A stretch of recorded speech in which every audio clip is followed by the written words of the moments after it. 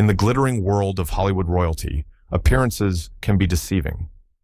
When Elizabeth Hackman, daughter of legendary actor Gene Hackman, discovered the truth about her trusted driver of 5 years, she never expected it would change both their lives forever. Comment where you're watching from today, because this story of privilege meeting compassion is one you won't forget. The crisp autumn air swept through Beverly Hills as Elizabeth Hackman stepped out of her father's sprawling estate. The morning sun cast long shadows across the manicured lawn, highlighting the opulence that came with being the daughter of one of Hollywood's most respected actors. At 42, Elizabeth had carved her own path in the film industry as a successful producer, emerging from her father's towering shadow with determination and grace. Elizabeth checked her watch, a gift from her father on her 40th birthday, and frowned slightly.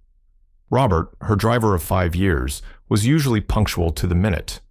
In the entertainment business, timing was everything, and her meeting with potential investors for her new independent film project wouldn't wait. Just as she was about to call for a rideshare service, a familiar black sedan turned into the driveway. "I'm terribly sorry for the delay, Ms. Hackman," Robert said as he stepped out to open her door.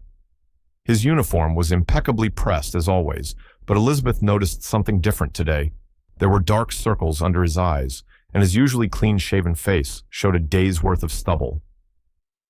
"Everything all right, Robert?" she asked, sliding into the back seat. Her nose caught an unfamiliar scent, not unpleasant, but different from Robert's usual subtle cologne. It reminded her of public laundromats, the kind she hadn't visited since her struggling days as a production assistant.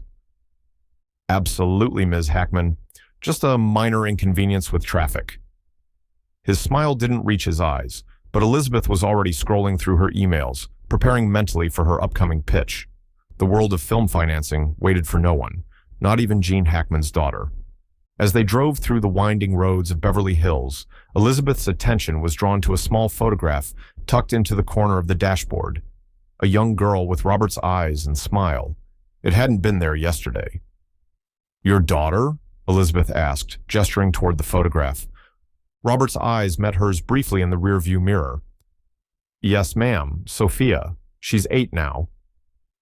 "She has your smile," Elizabeth replied, noticing how Robert's expression softened at the mention of his daughter. In 5 years, he had rarely spoken of his personal life, maintaining the professional boundary expected of staff serving Hollywood's elite. The car slowed as they approached a red light, and Elizabeth noticed Robert's hands tighten on the steering wheel. Outside, a homeless man stood at the intersection, his cardboard sign requesting help for veterans. Robert reached into his pocket, rolled down his window, and handed the man what appeared to be his lunch. "That was kind of you," Elizabeth remarked, surprised by the gesture. Staff who served the wealthy often adopted their employer's detachment from the less fortunate. "Sometimes a small kindness is all that separates us from them," Robert replied, his voice barely audible. The light changed, and they continued toward downtown Los Angeles. Elizabeth found herself observing Robert more closely. His uniform, while clean, showed signs of wear she hadn't noticed before. The cuffs were slightly frayed, and a nearly invisible mend ran along one sleeve. For someone who earned a generous salary driving for the Hackman family, these details seemed out of place. As they pulled up to the sleek high-rise where her meeting was scheduled, Elizabeth gathered her portfolio. "This might run late, Robert." "No need to wait. I can call when I'm finished." "I'll be here, Ms. Hackman," he replied with his usual professionalism. "Good luck with your investors." 3 hours later, Elizabeth emerged from the building with a triumphant smile. The investors had committed to her film project, impressed by both her vision and, undoubtedly, the Hackman name that opened doors others found locked. As promised, Robert was waiting, standing beside the car reading a worn paperback, Steinbeck's The Grapes of Wrath. "Good news, I take it?" he asked, tucking the book away and opening her door. "Very good news. I think this calls for a celebration. Would you mind stopping at Danielle's on the way back? I'd like to pick up something special for dinner with Dad tonight." "Of course, Ms. Hackman." The exclusive boutique grocer was crowded with the usual mix of celebrities, their assistants, and the wealthy residents of the surrounding neighborhoods. Elizabeth selected a bottle of her father's favorite wine and some artisanal cheeses, while Robert waited patiently by the car. As she approached the checkout, Elizabeth noticed a familiar face, Melissa Winters, a gossip columnist known for her scathing takes on Hollywood personalities.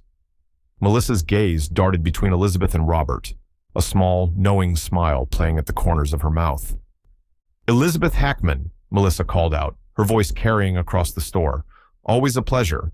I hear your father's health is improving?" Elizabeth nodded politely, maintaining the practiced smile she reserved for the press. "He's doing very well, thank you."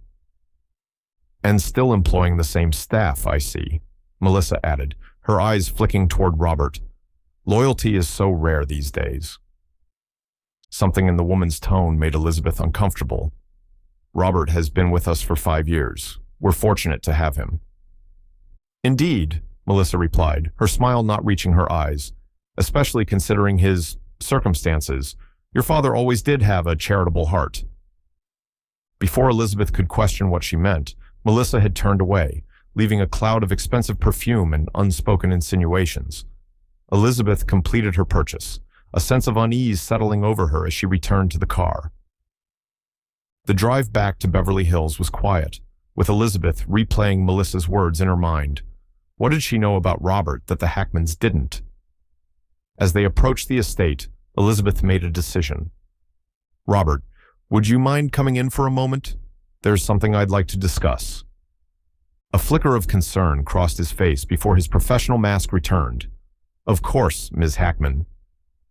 Inside the expansive living room, with its view of the Hollywood Hills, Elizabeth set down her purchases and turned to her driver.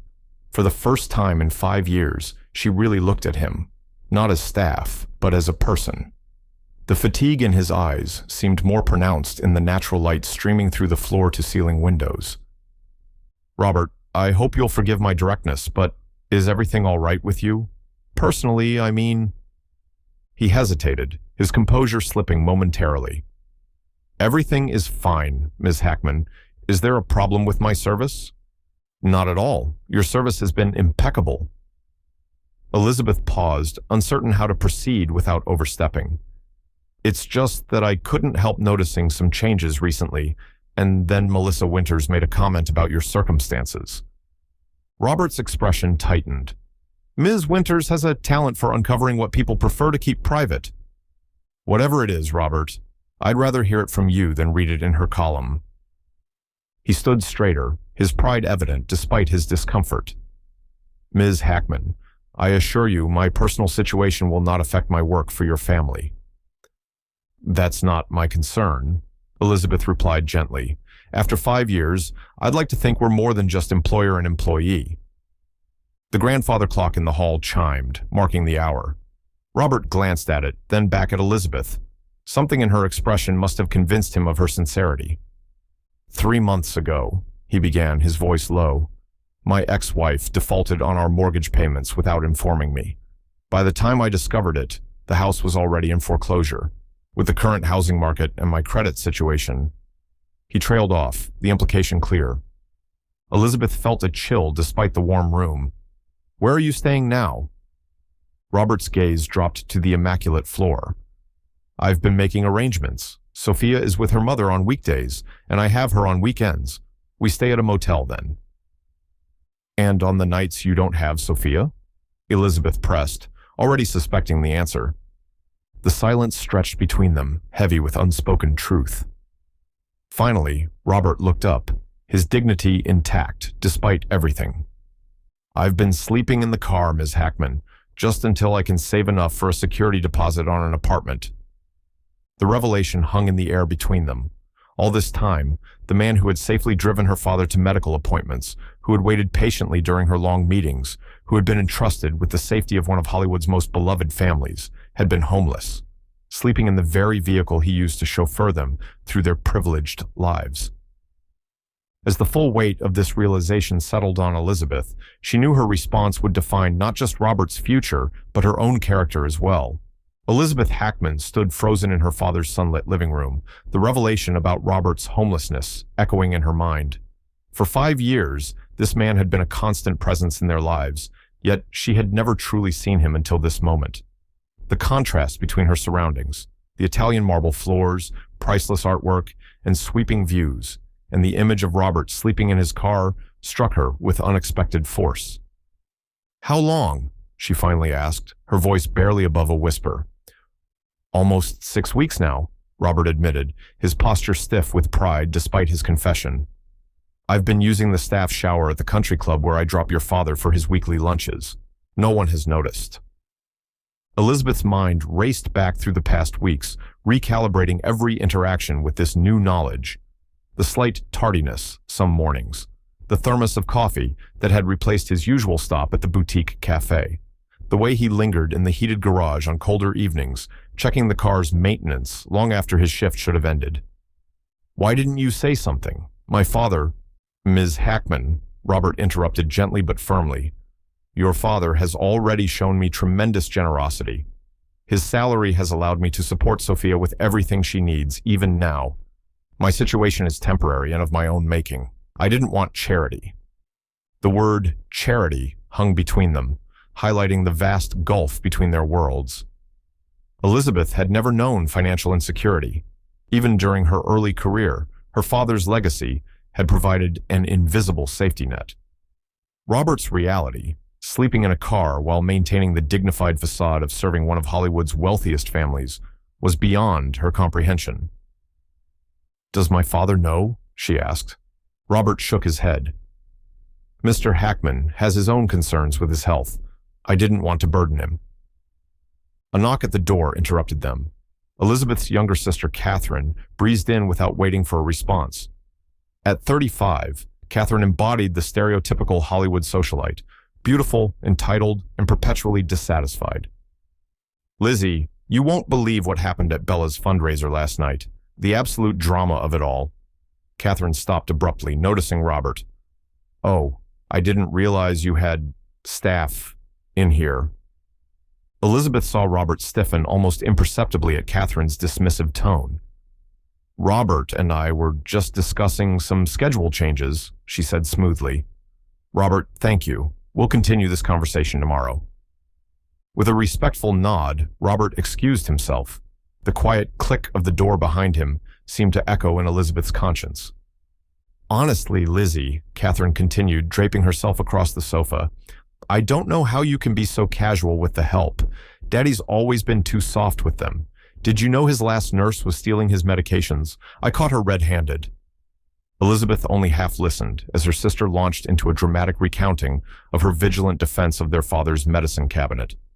Her mind was still with Robert, imagining him preparing to spend another night in his car, perhaps parked on some quiet street not far from here. "Are you even listening to me?" Catherine's sharp tone cut through Elizabeth's thoughts. "Sorry, Kat. I'm distracted with the new project. The investors signed on today." Catherine waved dismissively. "Another one of your depressing independent films? I don't know why you bother when Daddy's connections could get you directing at any major studio." The familiar criticism slid off Elizabeth like rainwater. Her sister had never understood her determination to make her own way, to create films with substance rather than ride on their father's name. "Is Dad awake? I brought his favorite Bordeaux to celebrate." "He's in the sunroom with that horrible biography of Brando he insists on reading," Catherine replied. "But the real reason I came over, Harper Williams is hosting her annual Labor Day weekend at her Malibu compound, and you simply must come this year. Everyone who matters will be there." Elizabeth's thoughts again drifted to Robert as her sister detailed the exclusive guest list. How many of these wealthy elites employed people struggling like him? How many even noticed their staff as people rather than functions? "I need to see Dad," Elizabeth said, cutting Catherine off mid-sentence. "We'll talk about Harper's party later." She found Gene Hackman, where Catherine had indicated, basking in the warm afternoon light with a book propped on his lap. At 79, the legendary actor still commanded presence, though recent health scares had softened his once imposing figure. His eyes, the same penetrating gaze that had intimidated countless co-stars, brightened as she entered. "There's my girl," he said, his voice carrying the gravelly warmth that had narrated dozens of films. "Catherine said you had good news." Elizabeth bent to kiss his cheek, the familiar scent of his aftershave comforting her troubled mind. "The investors signed on. We start pre-production next month." "That's wonderful, sweetheart." His pride was evident, uncomplicated by the competitive edge that often tinged Hollywood relationships. "I never doubted you for a moment." Elizabeth settled into the chair opposite him, gathering her thoughts. "Dad, how much do we know about Robert's personal life?" Jean's eyebrows rose slightly. "Your driver?" "Not much, I suppose. He's been reliable, discreet. Why do you ask?" Elizabeth hesitated, uncertain whether she should share Robert's confidence. "I just realized today how little I know about him, despite seeing him almost daily for years." Her father studied her face with the perceptiveness that had made him famous. "What's really on your mind, Lizzie?" Before she could respond, Catherine swept into the room, phone in hand. "Daddy, you need to see this. That awful Melissa Winters has just posted the most outrageous blind item, and I'm certain it's about us." She thrust her phone toward them. On the screen was Melissa's latest social media post. "Which A-list Hollywood family employs a chauffeur who's secretly homeless? The daughter of this legendary actor might be in for a shock when she discovers her trusted driver has been sleeping in the very car he uses to shuttle her to exclusive events. More details coming soon." Hollywood homeless. Sear, the help needs help. Elizabeth's blood ran cold. Somehow Melissa had discovered Robert's secret and was preparing to exploit it for clicks and gossip. Beside her, her father had gone very still, his expression unreadable. "This is mortifying," Catherine hissed. "If this gets out, we'll be the laughingstock of Beverly Hills. People will think we don't pay our staff properly." "Is it true?" Jean asked quietly, his gaze fixed on Elizabeth. Under her father's steady look, Elizabeth couldn't dissemble. "Yes, I just found out today. Robert's been living in his car for the past 6 weeks after losing his house in a foreclosure." Catherine gasped. "And he's still driving for us? That's a liability, Daddy. What if he's not bathing properly? What if he's mentally unstable? We should terminate him immediately." "Catherine," Elizabeth snapped, shocked by her sister's callousness. Gene Hackman raised a hand, silencing both daughters.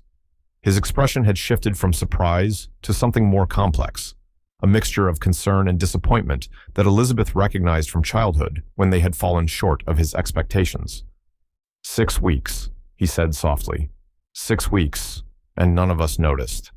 He turned to Catherine. "Does that strike you as a failure on his part, or on ours?" Catherine flushed, unused to her father's reproach. "But Daddy, the publicity—" "I've spent 50 years in this town," Gene interrupted, his voice taking on the commanding tone that had defined his most memorable roles. "I've seen how it treats people when they're useful, and how quickly it discards them when they're not. I won't be part of that system, not with someone who has served this family loyally." The room fell silent, except for the gentle ticking of the antique clock on the mantel. Elizabeth felt a surge of gratitude for her father's moral clarity, even as guilt twisted inside her for not noticing Robert's struggle sooner. "What should we do?" she asked finally. Gene Hackman closed his book decisively. "First, we find out exactly what Melissa Winters knows and how she intends to use it. Then, we help Robert, not as charity, but as the right thing to do for someone who has been part of this family's life for years." Their conversation was interrupted by the housekeeper announcing dinner. As they moved toward the dining room, Gene placed a hand on Elizabeth's arm, holding her back.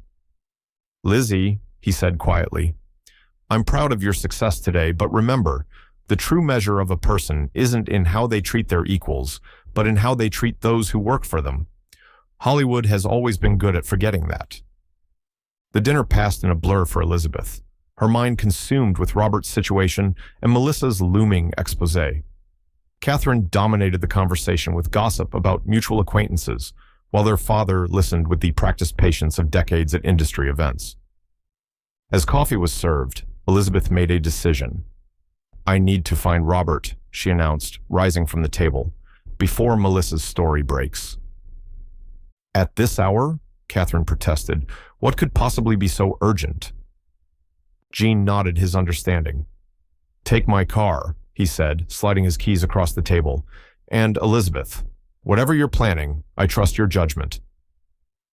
The night air was cool as Elizabeth drove through the winding streets of Beverly Hills, unsure exactly where to look for Robert.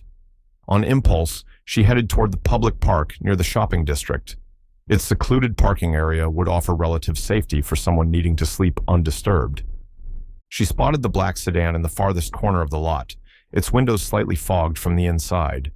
Elizabeth parked nearby and approached slowly, not wanting to frighten him. Through the driver's window, she could make out Robert's form reclined in the seat, a thin blanket pulled up to his chest. Elizabeth hesitated, suddenly aware of the intrusion she was about to commit. This man had maintained his dignity through extraordinary circumstances. Did she have the right to disrupt the private world he had created out of necessity? Before she could decide, Robert's eyes opened. Recognition, followed by mortification, crossed his face as he quickly sat up and rolled down the window. "Mrs. Hackman," he said, his voice rough with sleep and embarrassment. "Is everything all right? Does your father need me?" The formality of his question, the immediate assumption that he was being called to serve, despite his circumstances, broke something inside Elizabeth. In that moment, she saw beyond the uniform to the man struggling to maintain his pride and provide for his daughter while the system failed him at every turn. "No, Robert," she replied softly. "I think it's time someone took care of you for a change." His confusion was visible in the dim light from the distant street lamp. "I don't understand, Miss Hackman." Elizabeth took a deep breath. "Melissa Winters knows about your situation. She's planning to publish the story, to use you to embarrass my family. But that's not why I'm here." Robert's expression hardened.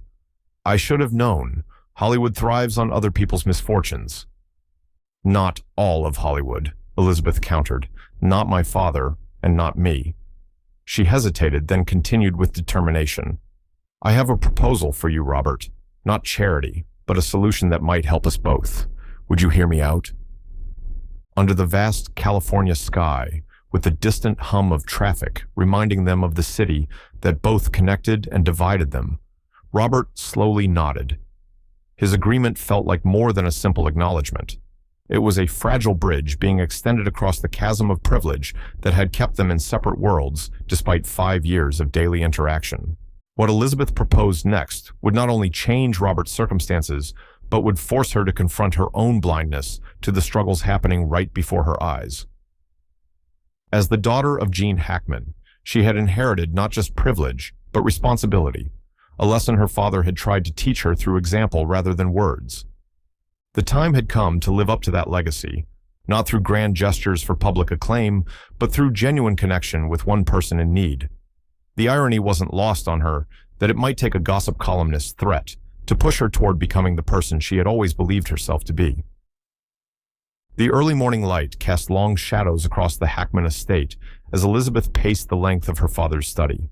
After finding Robert in the park last night, she had insisted he come back with her, not to the main house, which would have wounded his pride further, but to the fully furnished guest cottage normally reserved for visiting directors and industry executives.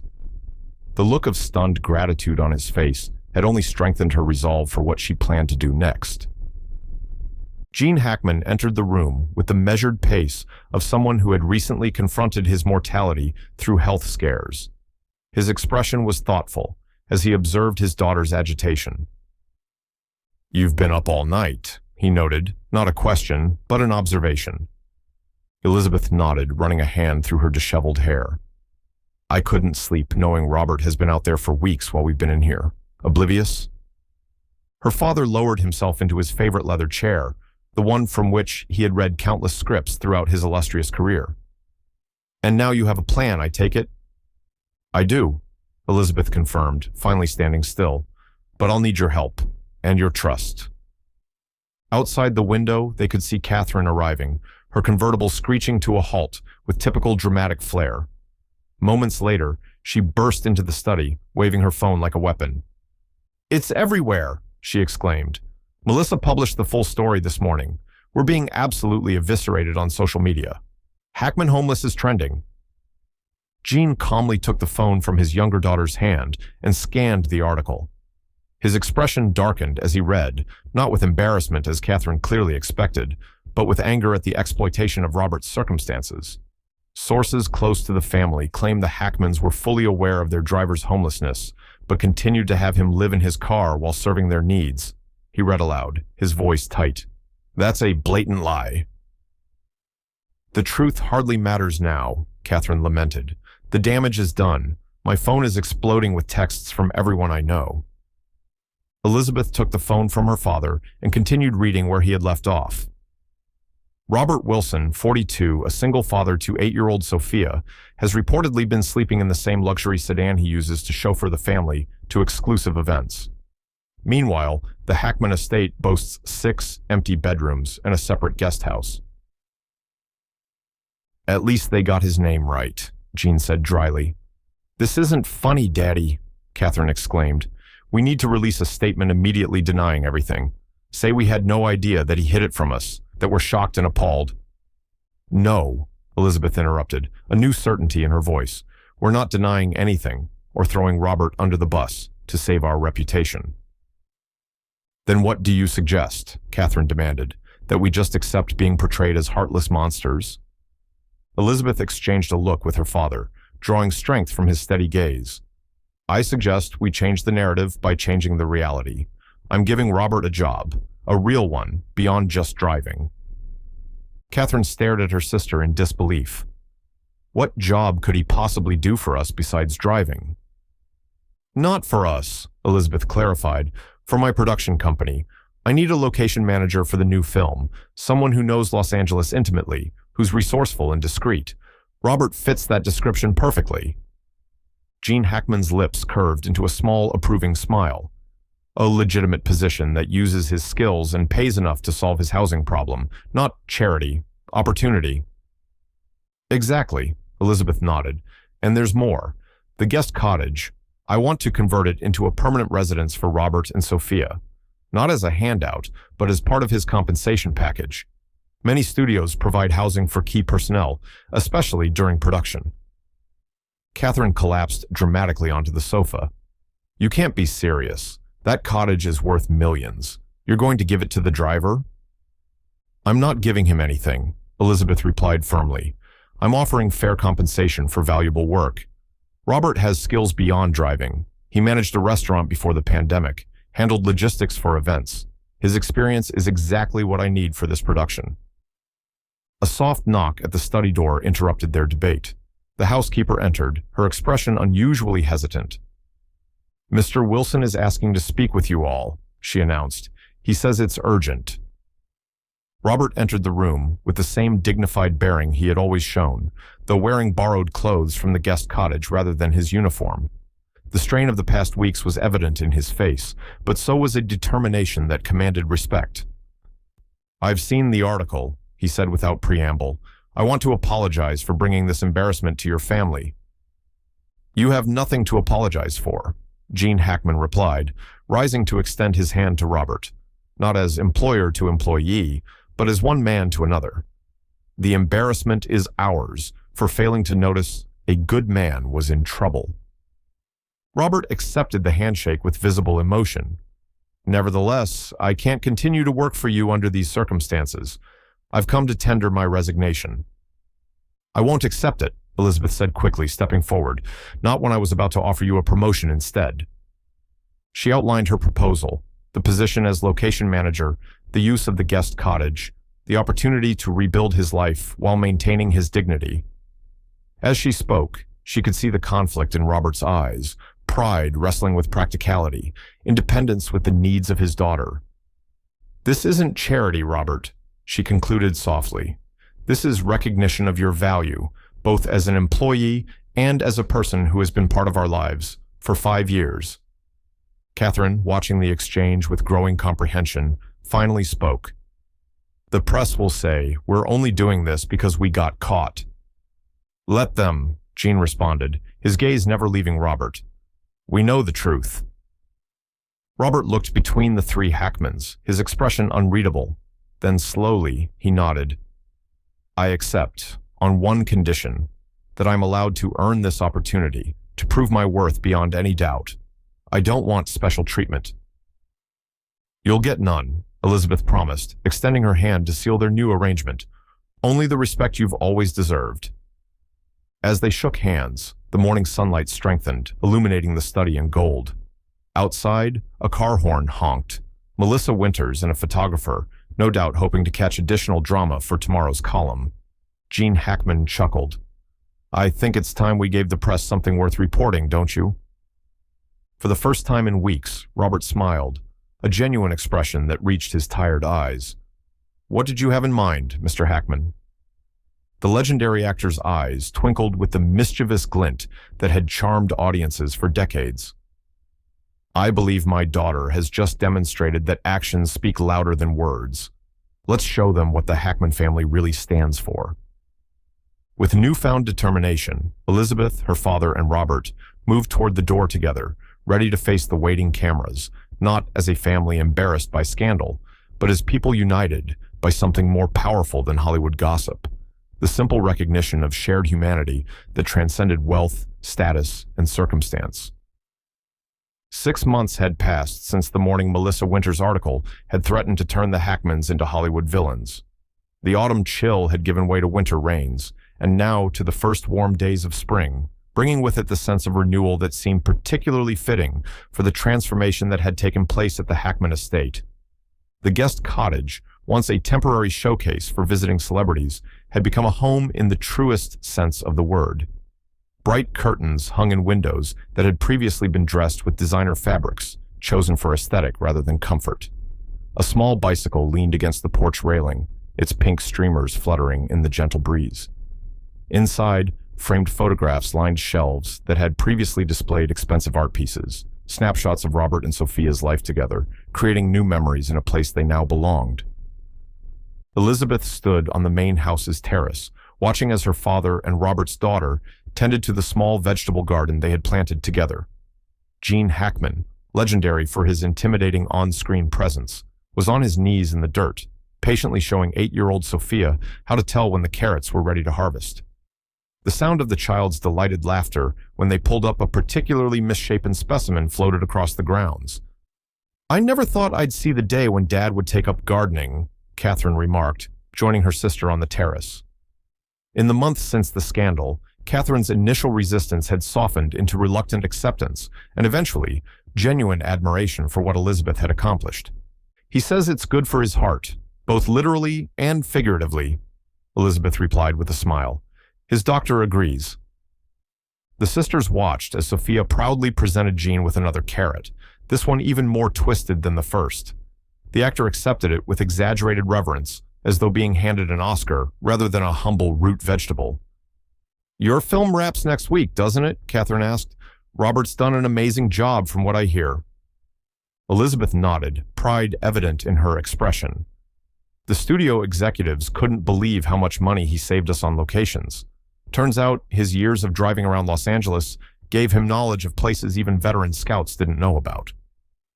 What had begun as a solution to a crisis had evolved into something neither Elizabeth nor Robert had anticipated. His natural talent for logistics, combined with an eye for visual settings that complemented the story, had made him invaluable to the production team. Already 2 other directors had approached him about working on their upcoming projects. "The press is calling you Hollywood's conscience now," Catherine said, scrolling through her phone. "Even Melissa Winters has changed her tune. Her latest piece calls your actions a blueprint for how the industry elite should respond to inequality in their midst." Elizabeth laughed softly. "Ironic, considering she was trying to crucify us 6 months ago, but if it encourages others to look differently at the people who work for them, I'll take the undeserved praise." The sound of a car approaching drew their attention.